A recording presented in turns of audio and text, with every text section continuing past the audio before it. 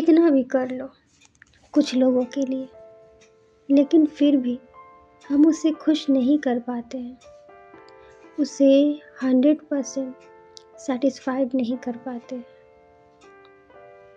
जब अपना बेस्ट देकर भी किसी के लिए बेस्ट नहीं बन पाते हो, तो इस दिल में एक टीस उठती है कि क्या तुम मुझसे खुश नहीं हो।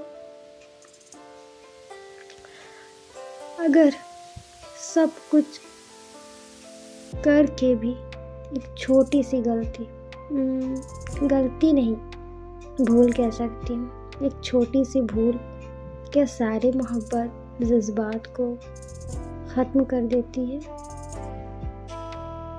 मैं उन लोगों से पूछना चाहती हूँ जो किसी की भूल की सज़ा इस तरह देते हैं जैसे ये भूल नहीं, गुनाह हो किसी का, गुनाह।